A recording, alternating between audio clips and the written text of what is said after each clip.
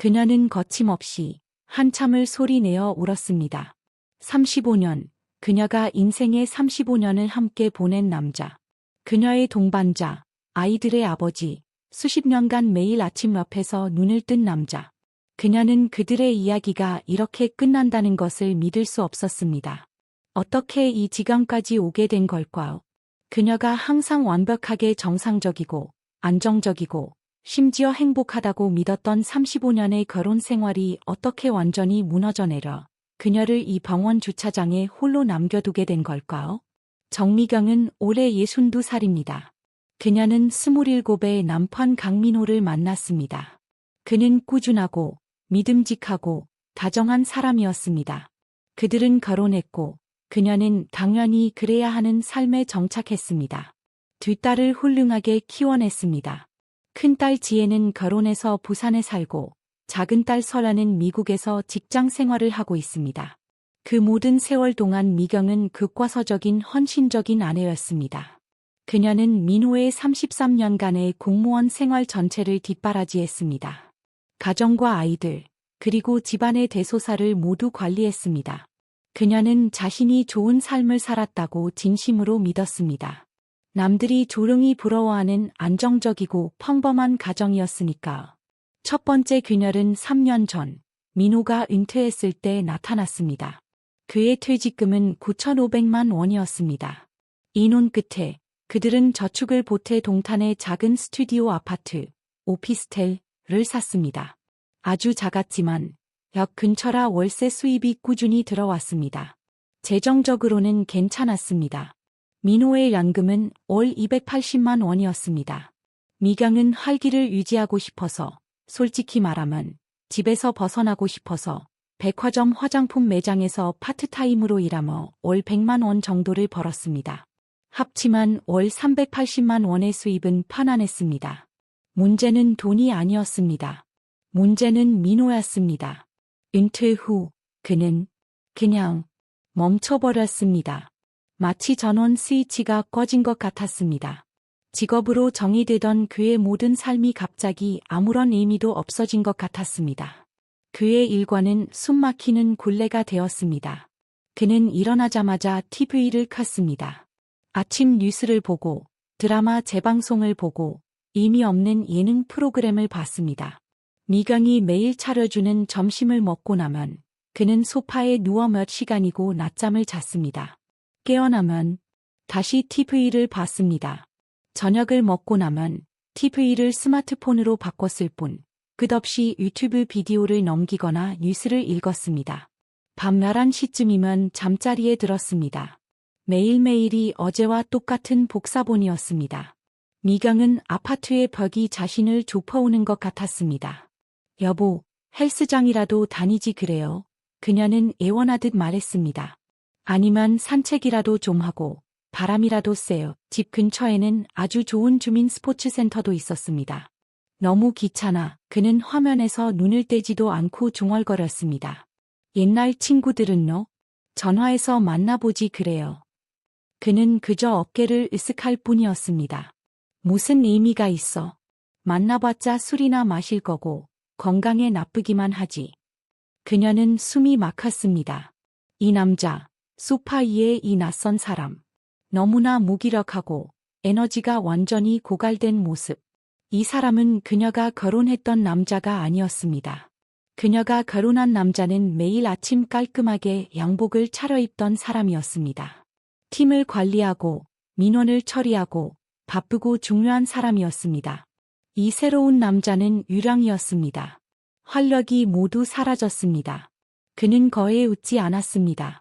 그들은 거의 대화도 하지 않았습니다. 절박해진 미경은 옛 고등학교 동창인 수진에게 전화를 걸었습니다.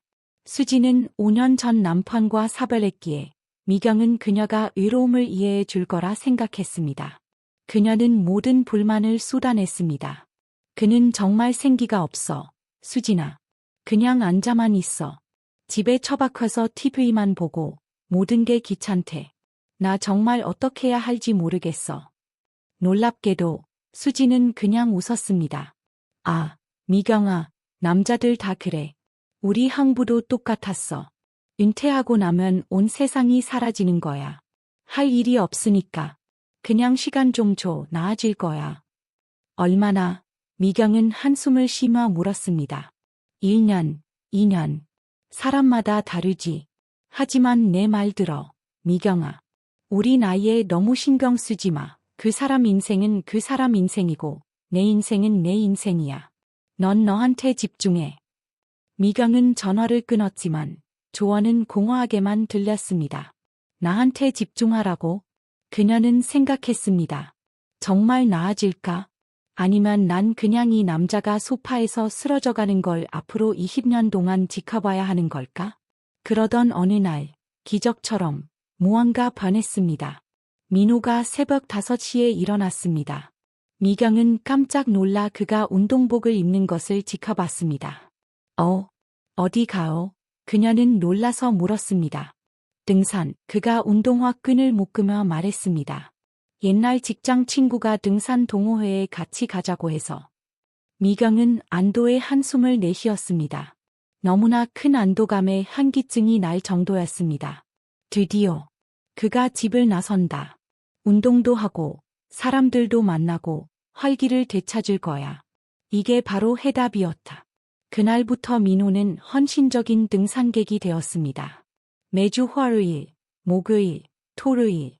그는 해가 뜨기 전에 집을 나섰고 오후가 되어서야 돌아왔습니다. 완벽하고 건강한 새 일상처럼 보였습니다. 하지만 몇 달 후, 미경은 이상한 점들을 발견하기 시작했습니다. 작은 불일치들이었습니다. 첫째, 그는 모든 등산 장비를 새로 샀습니다. 최고급 노스페이스 바람막이, 새 등산화, 비싼 등산 스틱. 그는 한 번에 70만 원 정도를 썼습니다. 미경은 조금 놀랐습니다. 그렇게 비싼 등산복이 정말 필요해요? 안전하려면 좋은 장비가 필요해. 그는 지극히 합리적인 목소리로 말했습니다. 미경, 우린 젊지 않아. 밖에서 다치기라도 하면 큰일 나. 그녀는 수긍할 수밖에 없었습니다. 조금 비싸긴 했지만 그의 건강을 위한 것이었으니까. 그녀는 그냥 넘어갔습니다.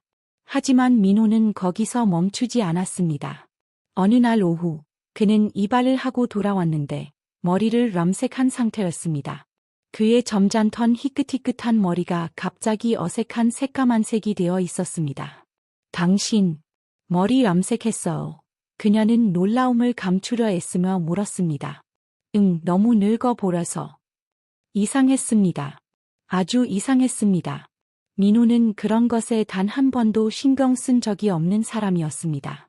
그는 항상 흰머리가 나는 대로 내버려 두며 염색하라는 그녀의 제안을 손살에 치던 사람이었습니다. 자연스럽게 늙는 게 뭐가 나빠. 그가 항상 하던 말이었습니다. 그런데 갑자기 그가 염색을 했습니다. 며칠 뒤 그의 화장대 위에 작고 비싸 보이는 병이 나타났습니다. 향수였습니다. 비싼 15만 원짜리 디올 향수였습니다. 향수는 애 샀어요. 그녀가 물었습니다. 등산하고 나면 땀 냄새가 나서. 싫더라고. 이건 미경에게 전혀 이치에 맞지 않았습니다. 그냥 사와하면 되잖아. 하지만 그녀는 더 이상 따져 묻지 않았습니다. 그가 외모에 신경 쓰는 게 나쁜 건 아니라고 그녀는 스스로를 타일렀습니다. 그저 새로울 뿐이라고. 하지만 변화는 계속되었습니다. 어느 날 그의 옷장을 정리하던 미경은 새 옷터미를 발견했습니다.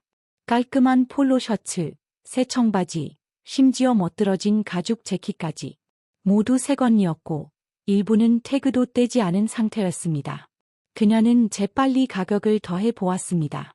100만 원이 훌쩍 넘었습니다. 그날 밤 그녀는 그에게 따져 물었습니다. 이 옷들 다 언제 샀어? 지난주에 그가 스마트폰에서 눈을 떼지도 않고 대답했습니다. 다른 옷들이 너무 낡아서. 하지만 당신 옷 많잖아요. 에이, 모든 걸 또 샀어. 마침내 그가 고개를 들었고 그의 눈은 차가웠습니다. 내 돈이야. 내가 사고 싶은 걸 살 수 있어. 애 간섭하는 거야. 내 완금이잖아. 미경은 할 말을 잃었습니다. 그날 밤 그녀는 잠을 이룰 수 없었습니다. 무언가 단단히 잘못되었습니다. 변화가 너무 빠르고 너무 극적이었습니다. 염색, 향수, 새 옷, 그리고 이 등산 동호회. 그가 무언가를 숨기고 있다는 느낌이 들었습니다. 몇 주 뒤, 토요일, 그녀가 빨래를 하고 있었습니다. 그의 재킷 주머니를 비우다가 접힌 영수증 한 장이 떨어졌습니다. 이태원의 고급 이탈리안 레스토랑이었습니다. 청구 금액은 19만 8천 원. 날짜는 지난 목요일이었습니다. 그녀의 심장이 쿵쾅거리기 시작했습니다. 그녀는 영수증을 들고 거실로 갔습니다. 민호는 그녀가 예상했던 그 자리에 소파에 앉아 TV를 보고 있었습니다. 그녀는 약간 떨리는 손으로 그에게 영수증을 내밀었습니다. 이게 뭐예요? 그는 영수증을 흘끗 보았고 그녀는 그 순간을 놓치지 않았습니다. 그의 눈에 스친 찰나의 당황스러움. 그는 곧 표정을 감췄습니다. 그가 아무렇지 않은 척 말했습니다. 등산 동호회 사람들이랑 저녁 먹은 거야. 20만 원짜리 저녁을 너? 등산 끝나고 우리끼리만 먹은 거 아니야. 여럿이 먹었어. 그가 퉁명스럽게 쏘아붙였습니다. 뭐가 문제야? 그 동호회에 사람이 몇 명인데요? 한 10명에. 거기에 여자도 있어요. 그의 고개가 휙 돌아갔습니다. 반쯤은 여자야. 그냥 건강 동호회라고. 사람을 신문하는 거야. 미경은 물러났지만 뱃속에 차가운 돌덩이가 자리 잡은 기분이었습니다. 그녀는 그가 거짓말을 하고 있음을 알았습니다. 그리고 그녀는 그를 주시하기 시작했습니다. 집에 있을 때 그의 표정은 여전히 무기력하고 잿빛이었습니다. 하지만 등산을 가는 아침이면 그는 살아났습니다. 그는 세수를 하고 꼼꼼하게 면도를 하고 거울 앞에서 새로 염색한 머리를 정성껏 빗었습니다. 그는 새 옷을 신중하게 골라 입었습니다. 그리고 마지막으로 디올 향수를 뿌렸습니다. 그녀는 메스꺼움을 느꼈습니다. 그는 마치 데이트를 하러 가는 사람처럼 보였습니다. 그녀는 다시 수진에게 전화를 걸었습니다. 수진아, 내 남편 너무 이상해. 등산 동호회라는데 아무래도 수상해. 뭐가 또? 미경은 모든 것을 나열했습니다. 머리 염색하고, 향수 뿌리고, 새 옷 사 입고, 그리고 비싼 레스토랑에 갔어. 그게 등산 동호회에서 평범한 일이야. 전화기 너머로 긴 침묵이 흘렀습니다. 미경아, 수진이 조심스럽게 말했습니다. 그거 바람 아냐? 말도 안 돼. 미경이 너무 빨리 대답했습니다. 우리 남편 아냐? 절대 그럴 사람 아냐? 미경아, 나도 똑같이 그렇게 생각했어. 우리 남편은 절대 아닐 거라고. 하지만 내가 말했잖아. 남자들은 나이 들면 더 위험해. 특히 은퇴하고 나면 안절부절 못한다고. 우리 남편은 달라. 미경은 고집을 부렸지만 의심의 씨앗은 이미 싹트고 있었습니다. 우린 35년을 같이 살았어. 내가 모를 리가 없어. 그래, 그럼 다행이고, 수진이 말했지만 전혀 설득되지 않은 목소리였습니다. 하지만 미경아, 그냥 확인해봐. 그냥 확실하게. 그게 내 마음이 편할 거야. 전화를 끊고 미경은 카운터에서 충전 중인 민호의 휴대폰을 노려봤습니다. 확인하라고. 어떻게? 그날 밤, 그녀는 망설였습니다. 내가 남편 휴대폰을 봐도 될까? 그녀는 휴대폰을 집어들었습니다. 하지만 차마 열어볼 수가 없었습니다.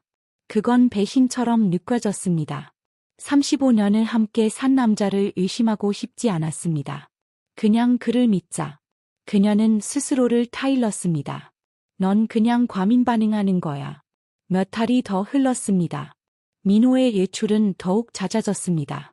등산 동호회 모임은 주 3회에서 4회로 늘었습니다. 그러다 동창회와 옛 친구들 모임이 추가되었습니다. 곧 그는 일주일에 5일을 밖에서 보냈습니다. 그가 집에 있을 때 두 사람 사이에는 무겁고 두꺼운 침묵만이 흘렀습니다. 그녀가 저녁상을 차려줘도 고맙다는 말 한마디 없었습니다. 그는 TV를 멍하니 바라봤지만 마음은 100만 마일쯤 떨어진 곳에 있는 게 분명했습니다. 그녀가 말을 걸면 단답형으로 대답했습니다. 하지만 그의 휴대폰이 울릴 때면 그의 얼굴은 즉각 환해졌습니다. 그는 휴대폰을 움켜쥐고 서둘러 침실로 들어가 문을 쾅 닫았습니다. 대화 내용은 들리지 않았지만 그녀는 그의 웃음소리를 들을 수 있었습니다. 그건 그녀가 몇 년 동안 듣지 못했던 가볍고 행복한 웃음소리였습니다. 그리고 그 웃음은 그녀를 위한 것이 아니었습니다. 미경의 불안감은 그녀를 집어삼키기 시작했습니다. 직장에서조차 그녀는 집중할 수 없었습니다. 그는 지금 뭘 하고 있을까? 정말 등산하는 걸까? 아니면 다른 여자를 만나고 있는 걸까? 직장 동료 중 한 명인 윤희가 그녀의 안색을 살폈습니다. 언니, 그녀가 불렀습니다. 안색이 너무 창백해요. 무슨 일 있어? 아니야. 미경은 억지 미소를 지었습니다. 그냥 좀 피곤해서 그래. 너무 무리하지 마세요. 건강이 제일 중요해요. 미경은 더 이상 이렇게 살 수 없다는 것을 알았습니다. 그녀는 수진에게 전화해 카페에서 만나자고 했습니다. 수진아, 나 정말 미칠 것 같아. 그녀의 목소리가 갈라졌습니다. 그녀는 모든 것을 털어놓았습니다.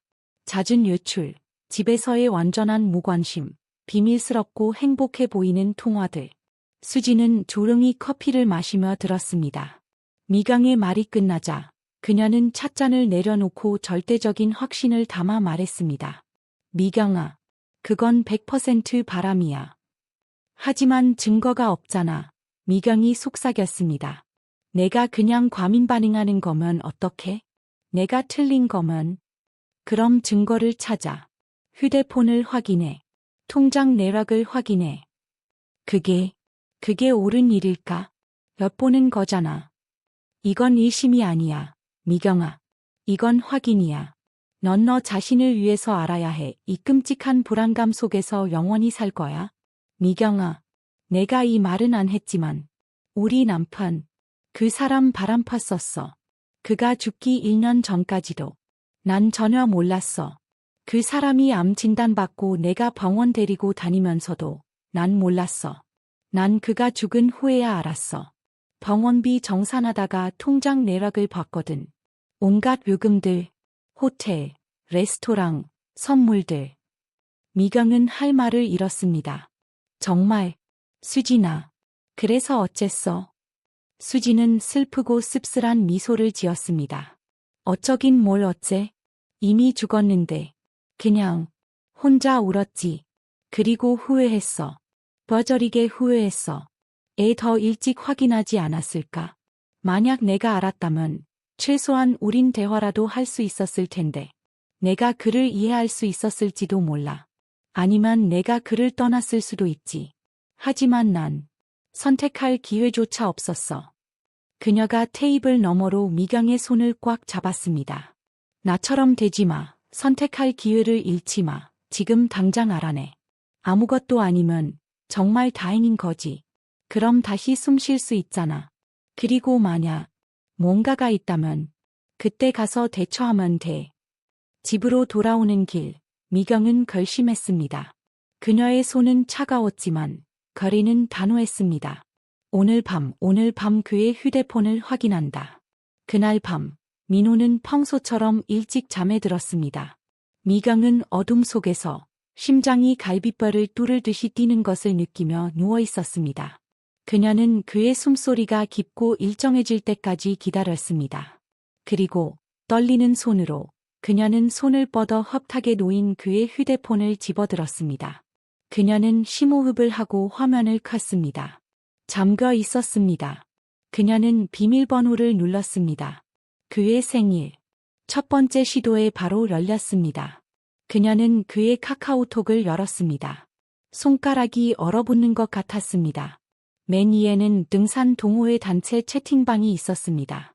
그 아래에는 옛 직장 동료 몇 명, 그리고 그 아래 그녀가 모르는 이름이 있었습니다. 해리, 헤일리. 그 앞에는 새로운 메시지를 알리는 작은 빨간색 일분이 떠 있었습니다. 그녀는 그 대화창을 눌렀습니다. 그리고 그곳에 모든 것이 있었습니다. 그녀의 온 세상이 빛나는 문자 메시지 속에서 무너져 내리고 있었습니다. 해리, 오빠, 보고 싶어.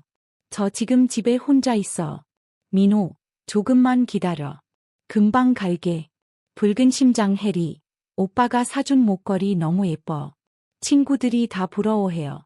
민호, 내가 예뻐서 그래. 넌 뭘 해도 예쁘지.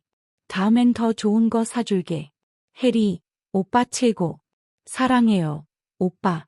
붉은 심장 민호, 나도 사랑해. 붉은 심장. 미경은 휴대폰을 진 채로 바닥에 주저앉았습니다. 그녀는 숨을 쉴 수 없었습니다. 폐에서 공기가 다 빠져나간 것 같았습니다. 그녀의 35년, 그녀의 남편이 다른 여자에게 사랑한다고 말하고 있었습니다. 하트를 보내고 목걸이를 사주고 있었습니다. 그녀는 해리의 프로필 사진을 클릭했습니다. 카메라를 향해 환하게 웃고 있는 젊은 여자였습니다. 30대 후반, 어쩌면 40쯤 되어 보였습니다. 미경은 그저 그 웃는 얼굴을 멍하니 바라보았습니다. 저 여자가 가진 게 뭘까? 그녀는 오래되고 고통스러운 질문을 떠올렸습니다. 내가 가지지 못한 게 대체 뭘까? 그녀는 잠들지 못했습니다. 그녀는 그저 어둠 속에서 누워 있었습니다. 메시지들이 그녀의 머릿속에서 계속해서 재생되었습니다. 마침내 커튼 틈으로 해가 비치기 시작할 무렵, 그녀는 새로운 결심을 했습니다. 물어볼 거야. 다음 날 아침, 민호는 평소처럼 등산을 갈 준비를 했습니다. 그는 새 등산복을 입고 꼼꼼하게 검은 머리를 빗고 향수를 뿌렸습니다. 그가 한관으로 향할 때 미경의 조용하고 침착한 목소리가 아침 공기를 갈랐습니다. 여보. 문손잡이를 잡고 있던 그가 돌아봤습니다. 해리가 누구예요? 민호의 얼굴이 굳었습니다. 그는 얼어붙었습니다. 무겁고 끔찍한 침묵이 아파트를 가득 채웠습니다. 마침내 그가 낮은 목소리로 말했습니다. 어떻게 알았어? 어젯밤에 당신 휴대폰 봤어요. 민호는 한숨을 쉬었습니다. 그것은 후회의 한숨이 아니었습니다. 들켜서 짜증난다는 한숨이었습니다. 그는 현관문을 닫고 거실로 돌아와 소파에 주저앉았습니다. 그는 바닥을 노려봤습니다. 얼마나 됐어요? 미경이 물었습니다. 노력에도 불구하고 목소리가 떨렸습니다. 1년 좀 넘었어. 어디서 만났어? 등산 동호회. 거기 회원이야. 몇 살인데요? 40. 미경은 흐느낌처럼 들리는 날카롭고 씁쓸한 웃음을 터뜨렸습니다. 40? 나보다 22살이나 어리네요. 어쩔 수 없었어. 그가 말했고 이제 그의 목소리에는 방어적인 기색이 역력했습니다. 그냥 그렇게 됐어. 그냥 그렇게 됐다고. 미경이 되물었습니다. 목소리가 높아졌습니다. 35년을 산 아내를 배신하는 게 그냥 그렇게 되는 일이에요. 미경, 설명하기 어려워. 그가 얼굴을 문질렀습니다. 해리는 날 필요로 해. 나한테 의지한다고. 그녀는 날 남자로 봐. 하지만 당신은. 나는 그녀가 속삭였습니다. 당신은 내가 필요 없잖아. 그가 분노에 차 소리쳤습니다. 당신은 모든 걸 혼자 다 하잖아. 당신 일이 있고, 친구들이 있고, 취미 생활도 하고. 난 쓸모가 없었어. 은퇴하고 나서 난 아무것도 아니었다고. 직장에서도 필요 없고, 집에서도 필요 없고. 난 그냥 밥 먹고 TV 보는 사람이었어. 하지만 해리는 달라. 그녀는 내 말을 들어줘. 날 위로해 준다고. 내가 그녀를 위해 해주는 일들에 고마워해. 그녀는 날 인정해줘. 미경의 목소리는 얼음장처럼 차가워졌습니다. 그래서 바람을 피웠군요. 인정받고 싶어서 그녀는 똑바로 일어섰습니다. 이혼해요. 민호의 고개가 휙 들리고 그의 눈이 충격으로 커졌습니다. 미경, 뭐라고? 결혼 생활을 유지할 이유가 없잖아요. 당신은 다른 여자와 바람이 났고 이게 다 무슨 의미가 있어요. 미경, 그냥 생각해봐. 그가 더듬거렸습니다. 우리 딸들도 있고. 딸들은 다 컸어. 괜찮을 거예요. 하지만 35년. 그 35년은 당신이 그 라자를 선택한 순간 무의미해졌어. 끝났어. 민호는 침묵에 빠졌습니다. 더 이상 할 말이 없었습니다. 미경은 돌아서서 침실로 들어가 문을 닫았습니다. 그녀는 침대에 무너져 내렸고 마침내 울음을 터뜨렸습니다. 배신감뿐만이 아니었습니다. 허무함이었습니다. 35년 사라졌다. 그날 오후 미경은 변호사 사무실에 갔습니다. 그녀는 차분하고 명료하게 상황을 설명했습니다. 불륜, 그의 자백, 이혼 결정. 증거가 있으신가요? 변호사가 물었습니다. 휴대폰 메시지요. 캡처는 안 했지만 할 수 있어. 캡처하세요. 변호사가 조언했습니다. 가능한 한만이요. 자, 재산은 어떻게 나뉘어 있으시죠? 미경은 그들의 재정 상태를 설명했습니다. 공동 명의의 아파트, 약 10억 원 상당. 그의 명의로 된 스튜디오 아파트, 2억 5천만 원. 그녀의 예금 8천만 원, 그리고 아파트에 아직 남은 담보대출 1억 원. 변호사가 계산을 했습니다. 순자산이 약 13억 3천만 원이네요. 50대 50으로 나누셔야 합니다. 각각 6억 6천만 원 정도가 되겠네요. 불륜에 대한 명확한 증거가 있으니 그가 이의를 제기해도 소송에서 이기실 겁니다. 하지만 재판은 1년 이상 걸릴 수 있습니다. 그가 합의한다면 조정 이혼이 훨씬 빠릅니다. 미경은 고개를 끄덕였습니다. 그가 합의하도록 해보겠습니다. 그녀는 집으로 돌아왔습니다. 민호는 그녀가 떠났던 그 자리에 그대로 앉아 멍하니 꺼진 TV를 바라보고 있었습니다. 미경은 그의 앞에 섰습니다. 이혼에 합의해요. 재산은 법대로 50대 50으로 나누어 한 달 안에 끝내죠. 민호는 그녀를 올려다보았습니다. 그의 얼굴은 잿빛이었습니다. 우리가 정말 이렇게까지 해야 해. 미경은 그를 바라보았습니다. 마지막으로 한번 재고해 볼게요. 단, 조건이 있어. 지금 당장, 오늘, 해리와 끝내겠다고 약속하세요. 그리고 다시는 그녀를 만나지 마세요. 민호는 고개를 숙였습니다. 그는 오랫동안 침묵했습니다. 그리고 천천히 고개를 저었습니다. 난 그렇게 못해. 미경은 미소를 지었습니다. 그것은 차갑고, 텅 비고, 끔찍한 미소였습니다. 그럼 더 이상 할 말 없네요. 그녀는 그에게 이혼 합의 서류를 내밀었습니다. 그는 영원처럼 느껴지는 시간 동안 서류를 노려보았습니다. 그리고 펜을 집어들어 자기 이름을 적었습니다. 미경도 서명했습니다. 35년의 결혼 생활이 2번의 펜 놀림으로 끝났습니다. 재산 분할은 변호사의 제안대로 이루어졌습니다. 깔끔하게 정리하기 위해 미경이 아파트와 대출을 갖기로 했습니다. 민호는 스튜디오 아파트와 현금 3억 원을 받았습니다. 일주일 뒤 그는 짐을 쌌습니다. 그의 새 옷, 그의 책, 그의 개인 물품들. 그 집에서의 35년 역사가 그들이 함께 만든 모든 삶이 2개의 커다란 여행 가방에 모두 들어갔습니다. 그는 가방을 끌고 문으로 걸어갔습니다. 그는 뒤돌아보지 않았습니다. 현관문이 찰칵 닫히는 소리가 갑자기 거대하고 텅 비어버린 아파트에 울려 퍼졌습니다. 그제야 미경의 다리에 힘이 풀렸습니다. 그녀는 바닥에 주저앉아 원초적이고 고통스러운 비명을 질렀습니다. 끝이었다. 그 후 3개월 동안 미경은 자신의 삶을 되찾으려 애썼습니다. 그녀는 백화점 일을 계속했습니다. 그래야만 했습니다. 그녀는 손님들에게 미소를 짓고 화장품을 팔고 마치 자신의 세상이 방금 산산조각 난 게 아닌 것처럼 행동했습니다.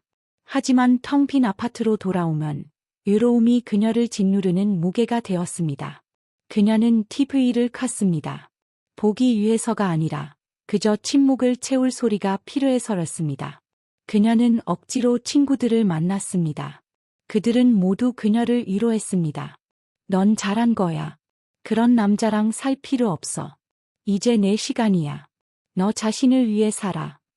그녀는 고개를 끄덕이며 미소 지었습니다. 맞아. 그럴 거야. 하지만 밤이 되면 그녀는 악몽을 꿨습니다. 민호와 해리가 함께 웃고 있는 끔찍하고 생생한 꿈. 민호가 해리의 목에 그 목걸이를 걸어주는 꿈. 어느 날 모르는 번호로 전화가 걸려왔습니다. 그녀는 음성사서함으로 넘겼습니다. 그러자 또 전화가 걸려왔습니다. 그리고 또 5번째 전화에 그녀는 짜증이 나서 받았습니다. 여보세요? 미경. 그녀의 피가 차갑게 식었습니다. 민호였습니다. 미경, 나 좀 만나줄 수 있어. 그냥 얘기 좀 하게. 제발. 우린 할 얘기 없잖아요. 제발. 그가 애원했습니다. 그의 목소리는 달랐습니다. 망가져 있었습니다. 할 말이 있어. 딱 한 번만. 제발. 다른 무엇보다도 호기심 때문에 그녀는 승낙했습니다. 그녀는 조용한 동네 카페에서 그를 만났습니다. 그는 이미 와서 구석에 몸을 웅크리고 있었습니다. 그가 고개를 들었을 때 미경은 진심으로 충격을 받았습니다. 그는 끔찍해 보였습니다. 그는 말랐고 눈은 충혈되어 흐릿했으며 비싸게 염색했던 머리는 흰 뿌리가 다 드러나 있었습니다. 그의 새 옷들은 구겨져 있었습니다. 무슨 일이에요? 그녀는 코트를 벗지도 않고 자리에 앉으며 물었습니다. 그는 망설이며 커피잔만 내려다봤습니다. 해리가 날 찼어. 미경은 아무것도 느끼지 못했습니다. 만족감도 연민도 그저 정적이었습니다. 예요. 돈이 다 떨어졌거든. 그가 씁쓸하게 말했습니다. 처음엔 그녀는 나이가 중요하지 않다고 했어. 나를 사랑한다고 했지. 하지만 곧 이것저것 요구하기 시작하더군.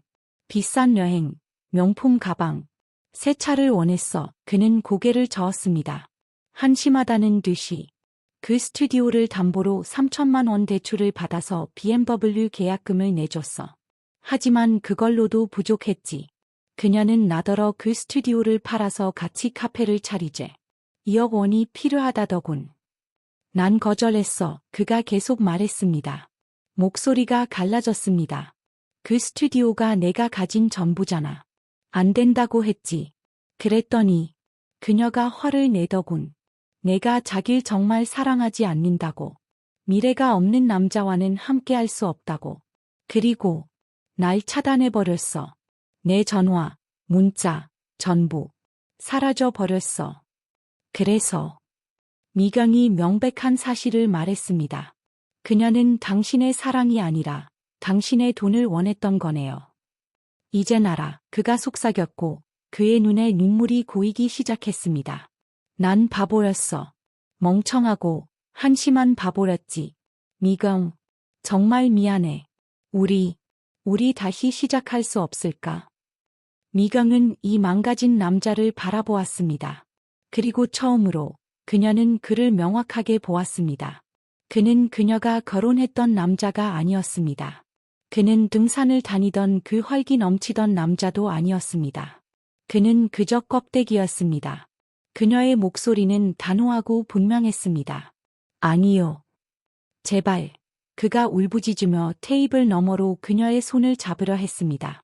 나한텐 아무도 없어. 해리는 떠났고 옛날 친구들도 다 떨어져 나갔어. 애들도. 지혜는 나한테 완전히 실망했고 설현이는 내 전화도 안 받아. 나한텐 당신밖에 없어. 미경은 손을 뒤로 뺐습니다. 나는 당신의 마지막 피난처가 아니에요. 그녀의 목소리는 강철처럼 차가웠습니다. 당신의 다른 모든 선택지가 사라졌을 때 다시 돌아오는 사람이 아니라고. 그녀는 일어섰습니다. 난 이제 당신 없이 살 수 있어. 우린 35년을 함께 살았지만 그건 끝났어. 잘 가요, 민호 씨. 미경, 제발. 그가 흐느끼기 시작하며 애원했습니다. 그녀는 손을 뿌리쳤습니다. 내 몸에 손대지 마요. 그녀는 카페를 걸어 나왔습니다. 그리고 뒤돌아보지 않았습니다. 그녀가 걸어가는 동안 눈물이 얼굴을 타고 흘러내렸지만 이번엔 달랐습니다. 슬픔이나 상실의 눈물이 아니었습니다. 그것은 해방의 눈물이었습니다. 드디어 정말로 끝났어. 미경은 상담을 받기 시작했습니다. 그녀는 모든 것을 털어놓았습니다. 35년간의 의무, 배신, 혼란. 상담가인 현주 씨는 그녀의 이야기를 듣고는 그녀의 발목을 잡고 있던 질문을 했습니다. 무엇을 잘못하셨다고 생각하세요? 모르겠어요. 미경이 울었습니다. 그가 날 떠났을까요? 내가 좋은 아내가 아니었나요? 내가 부족했나요? 그가 당신을 떠난 게 아니에요. 현주 씨가 부드럽게 말했습니다. 그는 자기 자신을 떠난 거예요. 그는 정체성 이기를 겪은 겁니다. 은퇴하면서 그는 자신의 역할과 목적을 잃었어요. 그리고 그 공허함 속에서 자신을 필요로 하고 대단하게 느끼게 해주는 첫 번째 사람에게 매달린 거죠. 그건 당신과는 아무 상관없는 일이었어요. 현주 씨는 더 어렵지만 더 깊은 질문을 했습니다. 이 모든 일이 있기 전에 그와 함께 행복하셨나요? 미경은 잠시 멈췄습니다. 잘 모르겠어. 불행하진 않았어. 그냥 평범했죠. 편안했어. 그를 사랑하셨나요? 미경은 오랫동안 생각했습니다. 편안했어. 그녀는 마침내 반복했습니다. 우리는 가족이었죠. 그냥 그렇게 사는 거였어. 그게 바로 답이에요. 현주 씨가 말했습니다. 두 분 다 사랑이 아니라 의무감으로 살고 있었던 거예요. 당신은 그의 아내가 아니었어요. 미경 씨, 당신은 그의 어머니였죠. 당신은 그를 돌봤고 그의 삶을 관리했어요.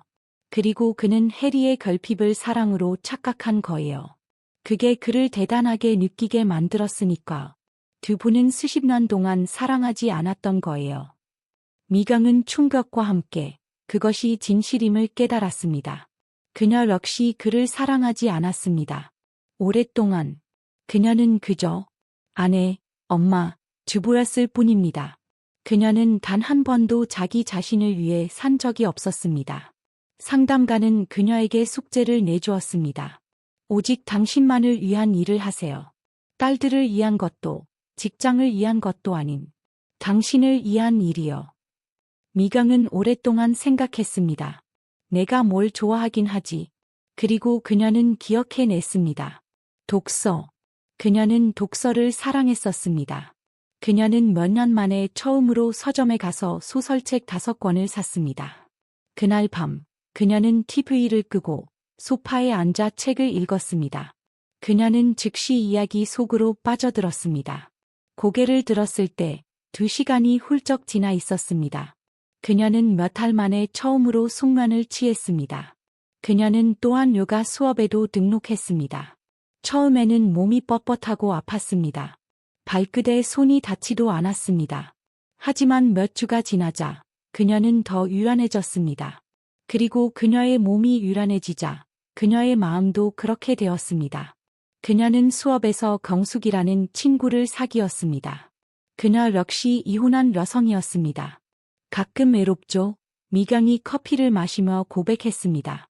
그럼 후 경숙이 동의했습니다. 하지만 난 결혼 생활 중에도 외로웠어. 적어도 지금은 내 시간이 온전히 내 것이잖아요. 이 외로움은 뭐랄까 깨끗한 느낌이에요. 6개월 후 미경은 문자를 한 통 받았습니다. 민호였습니다. 미경, 나 병원이야. 혈압이 터져서 쓰러졌어. 나 혼자야. 제발 좀 도와줄 수 있어. 그녀는 문자를 멍하니 바라보았습니다. 35년간의 의무감이 그녀의 발목을 잡았습니다. 가야 하나? 그는 혼자잖아. 그녀는 수진에게 전화를 걸었습니다. 넌 이혼했어. 수진의 목소리는 단호했습니다. 그에게 아무것도 빚지지 않았어. 그는 내 문제가 아니야. 알아, 미경이 말했습니다. 아는데, 그래도 35년이잖아. 그냥, 마음이 안 좋아. 수진이 한숨을 쉬었습니다. 좋아. 가야겠다면 가. 하지만 아무것도 기대하지 말고 가. 그냥 마지막 작별 인사하러 간다고 생각해. 그게 다야. 이번이 마지막이야. 미경은 병원에 갔습니다. 그는 다인실에 누워 있었고 팔에는 링거가 꽂혀 있었습니다. 그는 깡마르고 허약하고 자기 나이보다 훨씬 늙어 보였습니다. 그는 그녀를 보자마자 눈물을 터뜨렸습니다. 미경, 와줘서 고마워. 정말 고마워. 얘 절 불렀어. 그녀의 목소리는 친절하지도 차갑지도 않았습니다. 그저 조용했습니다. 왜냐면 나한텐 당신밖에 없으니까. 미경은 심호흡을 했습니다. 마침내 그녀는 할 말을 찾았습니다. 난 당신이 애 바람을 피웠는지 알아요. 민호 씨, 당신은 동반자를 원한 게 아니었어. 팬을 원했지. 내가 당신 세탁물이나 해주고 밥이나 차려주는 아내였기 때문에 당신이 얼마나 대단한지 말해줄 사람이 필요했던 거예요. 하지만 나도 깨달은 게 있어. 나도 당신을 사랑하지 않았어. 난 그냥 내 의무를 다하고 있었던 거예요. 우리 둘 다 틀렸어. 우린 서로를 사랑하지 않았던 거예요. 민호는 그저 눈물만 흘리며 그녀를 바라보았습니다. 난 이제 나 자신을 위해 살 거예요. 그녀가 부드럽게 말했습니다. 난 행복해질 거예요. 당신도 그래야 해요. 그리고 해리 같은 사람 그만 찾아요. 그냥 당신 자신을 좀 찾아요. 그럼 이게 정말 끝인 거야. 그가 속삭였습니다. 네, 그녀가 말했습니다. 끝이에요. 미경은 일어섰습니다. 그녀는 간호사 스테이션으로 걸어갔습니다. 저 가볼게요. 그녀가 간호사에게 말했습니다. 저는 보호자가 아니에요. 다른 연락처가 있을 겁니다. 그 새 여자분에게 연락하세요. 그녀는 걸어 나왔습니다.